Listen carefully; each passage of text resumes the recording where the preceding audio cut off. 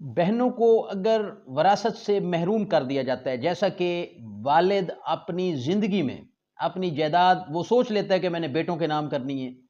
اور اس طرح ظاہری بات ہے پھر اس کی وفات کے بعد وہ وراثت تو نہ بنے گی اور نہ وہ بیٹیوں کو حصہ ملے گا۔ تو اگر اس طرح بیٹیاں محروم کر دی جاتی ہیں اور پھر بعد میں بیٹیاں ڈیمانڈ کرتی ہیں کہ ہماری جو جائیداد میں حصہ بنتا ہے وہ ہمیں دیا جائے، اور بھائی اس چیز سے اعتراض کرتے ہیں کہ آپ کا تو جائیداد میں حصہ نہیں بنتا کیونکہ یہ والد نے زندگی میں ہمیں تحفہ کر دی۔ اس طرح کے متعدد کیس میں آپ لوگوں کے ساتھ شیئر کر چکا ہوں۔ آج ایک انتہائی اہم کیس ہے جس میں بیٹیوں کو وراثت سے محروم ہونا پڑا۔ اب ان میں غلطی کس کی تھی، کیا حقائق تھے، کیس کا پس منظر کیا تھا، اسی پہ آج ہم بات کریں گے۔ میں ہوں مدثر حسن وینس، ایڈوکیٹ۔ میری آپ سے ریکویسٹ ہے، ہمبل سبمیشن ہے، میرے چینل کو سبسکرائب ضرور کر دیں، بیل آئیکن کے بٹن کو ضرور پریس کر دیا کریں۔ اگر یہ ویڈیو آپ کے نالج میں اضافہ کرے، اسے لائک بھی ضرور کریں اور اسے آگے دوسروں کے فائدے کے لیے شیئر بھی ضرور کر دیا کریں۔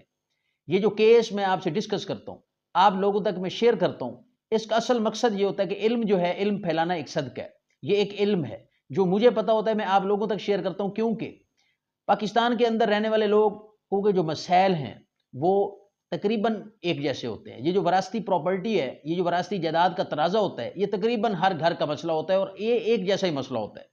کسی کی جگہ جو ہے وہ ہبہ ہو گئی، کسی کی تملیک کے ذریعے ہو گئی، کہیں فراڈ ہو گیا، کہیں اصل حقائق۔ تو یہ مطلب کہ اسی لیے آپ لوگوں تک میں فیصلے جو سپریم کورٹ اور ہائی کورٹ کے ہوتے ہیں عام الفاظ میں اردو میں اس لیے شیئر کرتا ہوں تاکہ آپ خود اس چیز کا اندازہ لگا سکیں کہ کیا اب آپ کا اگر کوئی کیس ہے تو کیا وہ بنتا ہے، کیا اس کے لیے آپ کو کسی فورم پہ جانا چاہیے۔ اب اگر اس کیس کے میں پس منظر کی بات کروں، اس کے حقائق اگر میں آپ سے شیئر کروں تو یہ حقائق کچھ یوں ہیں کہ 1960 کے اندر ایک شخص جو کہ والد ہے، اس نے اپنے بیٹوں کو اپنی جائیداد بذریعہ ہبہ منتقل کر دی۔ اب جو اس کی بیٹیاں تھیں وہ اس کی جائیداد سے محروم ہو گئیں۔ جائیداد جب ہبہ کی گئی 1960 میں تو والد صاحب جو تھا وہ 3 سال مزید زندہ رہا۔ 1963 میں والد کا انتقال ہو جاتا ہے اور جائیداد جو ہے وہ بیٹوں کے نام ہبہ تھی۔ اب ظاہری بات ہے جب والد کی وفات ہوئی تو بیٹیوں کو تو یہ لگا کہ اب والد کی جائیداد سے جو وراثت ان کو حصہ ملنا ہے، تو انہوں نے اپنے بھائیوں سے وہ ڈیمانڈ کی، تو بھائیوں نے اعتراض اٹھایا کہ یہ جو والد صاحب کی جائیداد ہے یہ والد صاحب اپنی زندگی میں ہمیں ہبہ کر گئے ہیں، سب بیٹوں کو زمین انہوں نے بانٹ دی ہے، لہذا اب آپ کا اس میں کسی طور پر حصہ نہیں بنتا۔ بات تو بڑی غیر اخلاقی اور غیر شرعی تھی، لیکن چونکہ والد صاحب نے یہ کی، اب یہ تو اس وقت کی بات ہے کہ والد صاحب کا کیا منصوبہ تھا یا بھائیوں کا کوئی منصوبہ تھا، لیکن بہنوں کو ان کے حق کے وراثت سے محروم کر دیا گیا۔ اب اس میں ایک بڑا اہم پوائنٹ یاد رکھیے گا، کیس کو اگر آپ غور سے اگر سنیں گے تو آپ کو ایک بات سمجھ آئے گی لیمیٹیشن کا اصل مسئلہ کیا ہوتا ہے۔ اب کیونکہ یہ ہبہ والد نے اپنی زندگی میں کیا تو والد اس زندگی میں 3 سال مزید بھی زندہ رہا ہبہ کرنے کے، تو یہ 3 سال والد کی خاموشی تھی۔ والد کا اگر فراڈ ہوتا تو والد کسی جگہ پہ اس کو چیلنج کرتا۔ تو اب 1963 میں والد صاحب کی وفات کے بعد جب بیٹیاں اپنی ڈیمانڈ کرتی ہیں اپنے حصے کی تو انہیں انکار کر دیا جاتا ہے۔ بیٹیوں نے کیا کیا، اب وہ ریونیو کی عدالتوں میں رجوع کرتی ہیں، مطلب تحصیلدار سے لے کر بورڈ آف ریونیو تک وہ بہنیں جو ہیں وہ اپنے کیس کے لیے جاتی ہیں، کیس اپنا فائٹ کرتی ہیں۔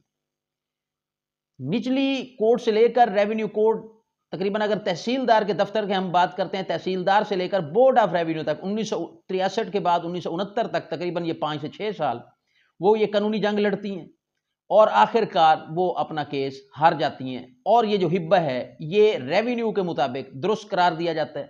اور یہ جو بیٹے تھے اس کے بھائی تھے بہنوں کے، یہ ان کے حق میں جو زمین ٹرانسفر ہوئی تھی بذریعہ ہبہ اس کو درست قرار دے دیا گیا۔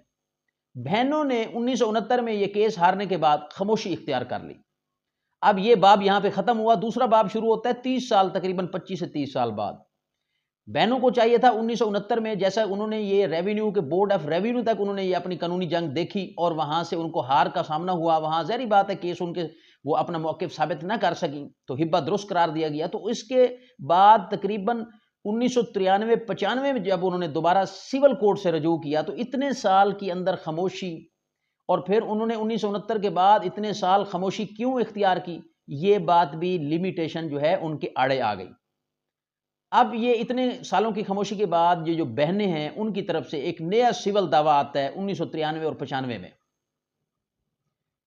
بہنیں استدعا کرتی ہیں، اپنا اعتراض اٹھاتی ہیں کہ والد صاحب سے یہ جو ہبہ، یہ جو زمین بیٹوں کی طرف چلی گئی، یہ ٹوٹلی فراڈ ہے، یہ جیلی ہے، یہ بدنیتی پر مبنی ہے، اس کا حقائق سے کوئی تعلق نہیں ہے۔ آنریبل ٹرائل کورٹ کے اندر یہ جو ہے معاملہ چلتا ہے، دونوں طرف جو ہے دونوں کو سنا جاتا ہے، دلائل سنے جاتے ہیں، دونوں طرف سے ثبوت پیش کیے جاتے ہیں۔ ظاہری بات ہے وہ ٹرائل میں مکمل ایک دونوں طرف سے معاملہ دیکھا جاتا ہے، لیکن سول کورٹ نے، ٹرائل کورٹ نے بہنوں کے حق میں فیصلہ نہیں دیا۔ سول کورٹ نے ظاہری بات ہے ایک تو 25 سے 30 سال کا اتنا لمبا عرصہ جو کہ وہ خاموشی تھی، وہ خاموشی بھی ظاہری بات ہے ان کا حق کے وراثت جو ہے اس کو ختم کر دیتی ہے۔ 1969 میں اگر ریونیو سے کیس بہنوں نے ہارا ہے تو انہیں چاہیے تھا کہ وہ فوراً 1 سال 6 مہینے کے اندر وہ رجوع کریں سول کورٹ میں، لیکن یہاں 25 سے 30 سال کا ٹائم گزرا ہے۔ 3 دہائیوں کے بعد اب بہنوں کا یہ کیس سول کورٹ میں ان کے خلاف ہو گیا۔ بھائی جو تھے ان کا موقف درست تسلیم ہوا، وہ ہبہ درست تسلیم کیا گیا سول کورٹ، ٹرائل کورٹ میں، اور بہنوں کو وہاں سے ہار کا سامنا ہوا، وہاں سے شکست ہو گئی۔ اب یہ کیس جو تھا یہ بہنوں کے خلاف ہوتا ہے۔ ٹرائل کورٹ کا یہ فیصلہ ڈسٹرکٹ کورٹ میں بہنوں کی طرف سے چیلنج کیا جاتا ہے۔ ڈسٹرکٹ کورٹ نے حقائق کو دیکھا، نچلے فیصلے کو، شہادتوں کو، اور اس بات پر عدالت نے واضح کیا، اس بات پر عدالت پہنچی کہ جو ہبہ تھا اس میں نہ تو کوئی گواہوں کو پیش کیا گیا، نہ ہی ہبہ کوئی ثابت ہوا قانون کے مطابق، اور پھر اس طرح بہنوں کا جو وراثتی حق ہے وہ ختم بھی نہیں کیا جا سکتا، تو لہٰذا بھائیوں کا جو فیصلہ تھا ٹرائل کورٹ کا وہ ختم کر دیا، اور بہنوں کا حق جو ہے وہ تسلیم کرتے ہوئے بہنوں کے حق میں فیصلہ دے دیا، اور یہ حکم دیا کہ وراثت جو ہے بمطابق شریعت وہ بہنوں کو ان کا حصہ دیا جائے۔ اب بھائیوں کو یہاں پر ایک مطلب کہ ان کے حق میں ظاہری بات ایک بڑا ان کے خلاف جو فیصلہ آتا ہے ڈسٹرکٹ کورٹ کا اتنے سالوں بعد، تو اس کے فوراً بعد بھائیوں نے اس فیصلے کو چیلنج کیا ہائی کورٹ میں۔ 2026 کی یہ لیٹسٹ ججمنٹ ہے، کیس لا میں آپ لوگوں کے ساتھ شیئر کروں گا، ڈسکرپشن سے آپ لے سکتے ہیں۔ ہائی کورٹ کے اندر یہ کیس چیلنج ہو جاتا ہے۔ اب ہائی کورٹ یہاں پہ اہم نکات بیان کرتا ہے۔ ہائی کورٹ نے واضح کیا کہ یہ جو عورتیں ہیں جنہوں نے یہ استدعا کی کہ یہ جو ہے ہبہ منسوخ کیا جائے، یہ فراڈ پر مبنی ہے، لہٰذا اس کو صرف فراڈ کا لفظ دینا یہ کافی نہیں ہے، یہ ثابت کرنا بھی ضروری ہے کہ فراڈ کیسے ہوا اور بھائیوں نے یہ فراڈ کیوں کیا، کیسے کیا، تو جو یہ ثابت نہیں کر سکی۔ سب سے بڑی بات یہاں پہ یہ بھی اٹھائی گئی کہ یہ جو والد صاحب تھے انہوں نے ہبہ تو بیٹوں کو کر کے زمین دی، اور وہ بعد میں 3 سال تک زندہ بھی رہے، تو انہوں نے اپنی زندگی میں اس فراڈ کو، اگر یہ فراڈ تھا تو اس کو چیلنج کیوں نہیں کیا؟ تو ان کی خاموشی، والد صاحب کی خاموشی کے بعد یہ ہرگز کسی کو اجازت، یہ اس طرح کا بے معنی دعویٰ ہے کہ اگر والد صاحب راضی تھے انہوں نے دے دیا اپنی زندگی میں، تو بعد میں کوئی شخص یہ نہیں کہہ سکتا کہ یہ ہبہ فراڈ پر مبنی تھا جب تک اسے ثابت نہ کیا جائے، تو یہ کیونکہ ثابت نہ ہو سکا۔ دوسرا، اس کو صرف فراڈ کا لفظ دینے سے یہ کافی نہیں ہے، فراڈ کو ثابت کرنا ضروری ہے۔ اور اس میں سب سے بڑی اہم بات یہ اٹھائی گئی کہ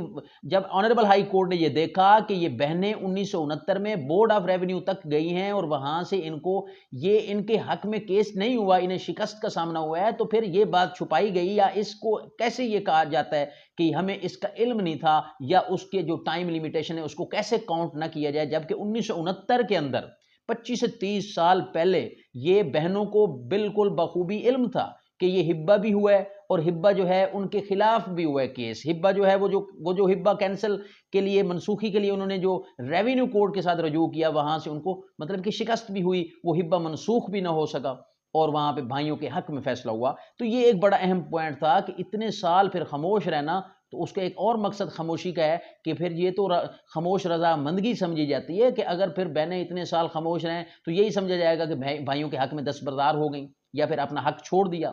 جب والد صاحب اپنی زندگی میں خاموش رہے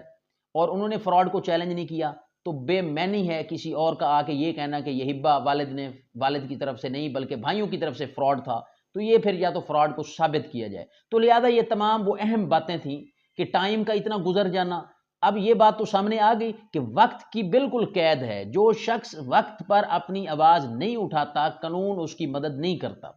تو قانون انہی کی مدد کرتا ہے جو حق کی آواز اپنی جو ہے وہ وقت پر اٹھاتے ہیں۔ تو یہاں پر ہائی کورٹ نے سول کورٹ کا جو ٹرائل کورٹ کا فیصلہ تھا بھائیوں کے حق میں، اسے ریسٹور کر دیا، اسے بحال کر دیا، اور جو ڈسٹرکٹ کورٹ کا فیصلہ تھا بہنوں کے حق میں، اسے منسوخ کر دیا، اسے ختم کر دیا۔ تو یہاں پر ہائی کورٹ نے وعدہ کیا کہ یہ جو ہبہ ہے یہ درست قرار پایا گیا ہے، یہ جو زمین جو والد کی طرف سے بیٹوں کو دی گئی تھی یہ بالکل درست قرار دی گئی ہے، کسی قسم کے اس میں کوئی فراڈ، کوئی ایسی چیز ثابت نہیں ہو سکی جس کی وجہ سے یہ ہبہ منسوخ کیا جائے۔ بھائیوں کا کیس جو ہے وہ مضبوط رہا، اور وہ جو ہبہ تھا وہ بھائیوں کے حق میں وہ باقاعدہ طور پر وہ ویلڈ رہا، اور بھائیوں کو زمین جو ہے ان کی انتقال جو ہوئے تھے اس ہبہ کے ذریعے جو والد کی طرف سے وہ بھی ویلڈ رہے اور درست قرار دیے گئے۔ میں امید کرتا ہوں یہ ویڈیو آپ کی نالج میں اضافہ کرے گی۔ اس ویڈیو کو غور سے دیکھیے گا، اس میں جو اہم پوائنٹس تھے، ٹائم لیمیٹیشن،